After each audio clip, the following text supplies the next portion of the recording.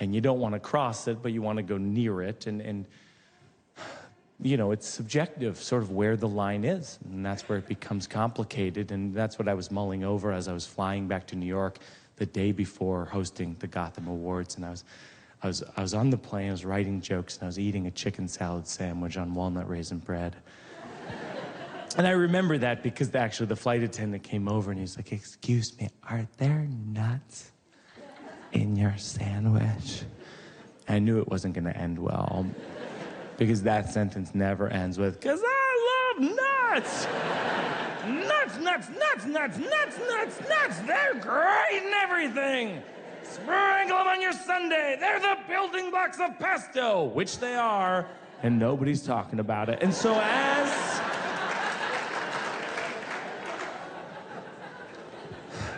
as I responded, I just kept eating the sandwich. I was like, I think that there might be walnuts in the bread. Actually, you can't eat that on the plane because the woman seated by the window has a nut allergy.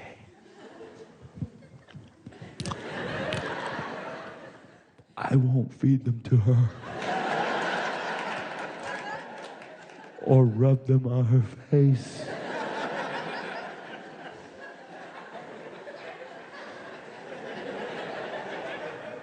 Actually, she'll have a reaction, even if there are nuts in the air.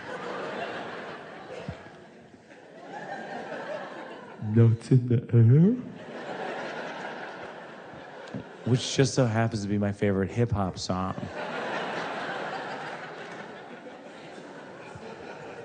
I tried to be respectful. I said to the woman, like, "Are you serious? Like, you'll have a reaction if there are nuts in the air?"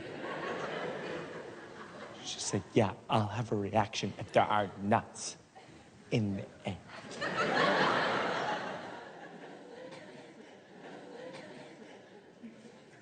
You shouldn't leave the house. There are nuts everywhere. And I was so hungry, I said to the flight attendant, I said, "Is there anywhere where I can finish my sandwich?" "You can finish it in the bathroom."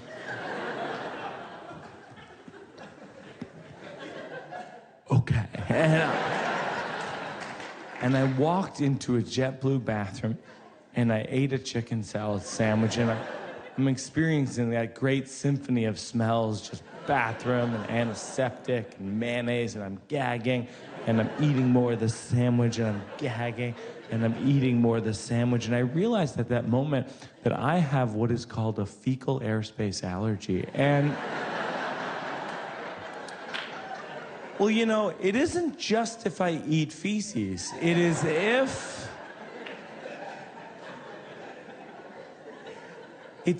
the feces are in the air. If the feces are in the air, I'll have a reaction. All right, so you know who doesn't like this story? Are people with nut allergies. And you know who does like this story is everyone else. And I feel genuinely conflicted about that, you know, because there's like almost 1,000 people in this room together right now, and about 997 of us are like, "Ha-ha, nuts in the air." And then 3 of us secretly are like, "That's my life," you know, and I don't want to be that to you, but jokes have to be about something. I told that story last year in San Francisco, and this kid came up to me after the show, and he asked me if I would sign his EpiPen. Because he has a nut allergy, and if he has a reaction, his mom has to spike him in his leg so he doesn't die. And I was really moved by this, you know, because that's precisely my sense of humor. Like, I have jokes on my albums about having a bladder tumor when I was 19, and how I was once hit by a drunk driver, how I was I have a life-threatening sleep disorder, and those are my best jokes. You know, that's sort of what I'm interested in. And so I said to his mom, I go, how many times have you had to spike him? And she said, 3 times. I thought, wow, this kid almost died 3 times so I could tell that joke.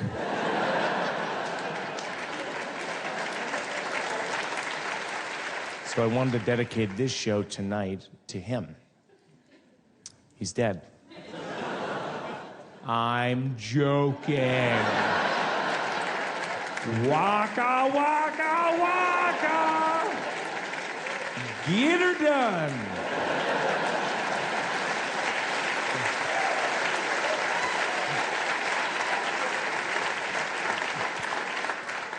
So I'm flying back to New York, and I'm writing jokes, and I'm researching the guests of honor at the Gotham Awards, and I see that David O. Russell is going to be there, and David O. Russell is one of my absolute favorite directors, dating back to when I was in high school. Like, I remember seeing his movie Flirting with Disaster in the theater, and I laughed so hard. And then he went on to have this illustrious Oscar award-winning career: Silver Linings Playbook, American Hustle, Three Kings, and I'm reading about him, and this joke occurs to me on the plane, and I just start laughing maniacally, alone.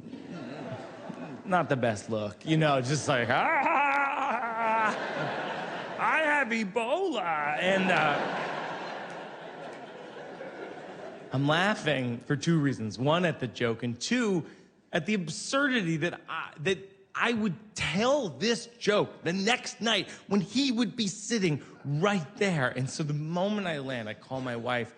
I said, Chloe, listen to this joke. And she laughed really hard, and I'm going to tell it to you guys in a moment. But first, I just want to say one last thing about jokes, which is that I think jokes at their best have the ability to make us all feel closer to one another. I mean, I think one of my favorite things about marriage is that you can share jokes with your wife or husband that are funny to you and that person and no one else other than maybe your cat.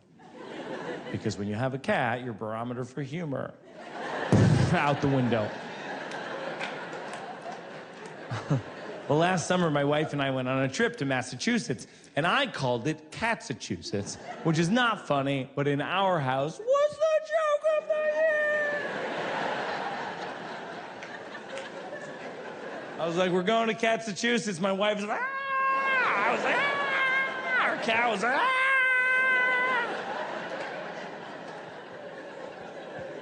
Because everyone loves a good pun when you have a cat.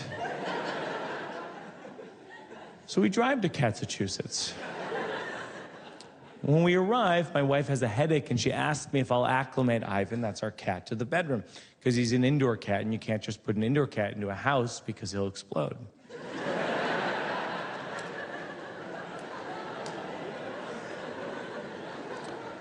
And I bring him in the bedroom, and while I'm there, my wife discovers that there were mice in the house, and it was worse than just mice. They were parasitic mice.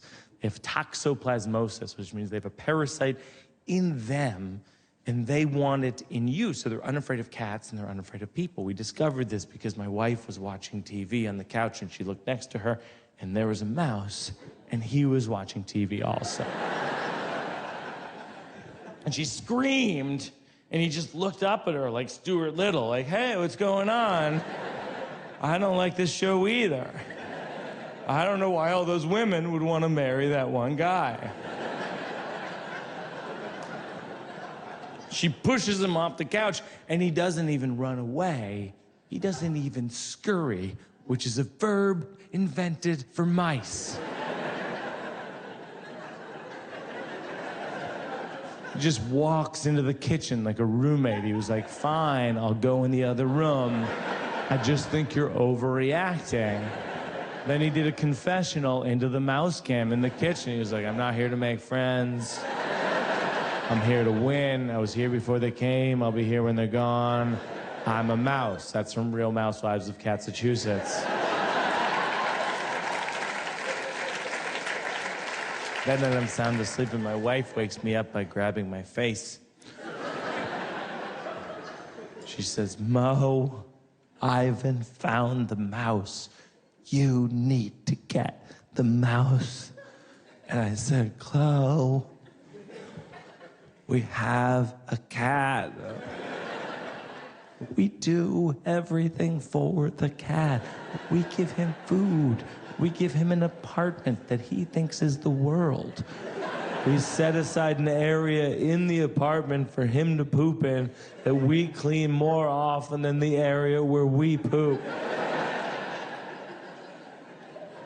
We have a gentleman's agreement that in the unlikely event that a mouse should walk through that door, and that day may never come, but he will murder that mouse, and we will never speak of that mouse again, and that cat will receive protection. That's from Cat Father.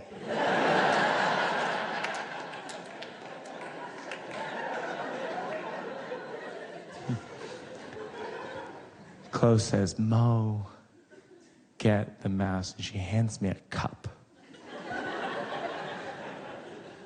I take the cup. I walk towards the mouse. Mouse walks towards me. I walk away from the mouse. Put the cup over the mouse. I put a magazine under the cup, and I take him in the backyard. I stick him in the forest where I can only assume that he walked into the mouth of a wolf. The next day we drove home, and from that day forward, we have called that state Massachusetts.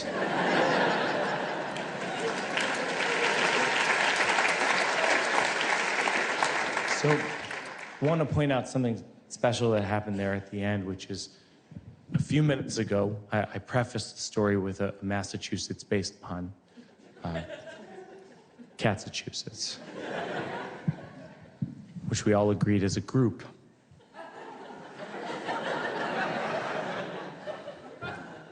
Not funny. Moments ago, I concluded the story with another Massachusetts-based pun. It was nearly identical. It was Massachusetts.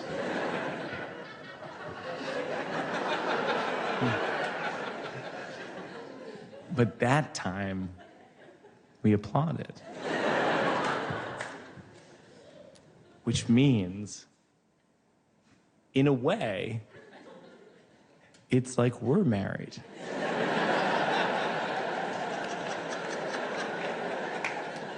I do.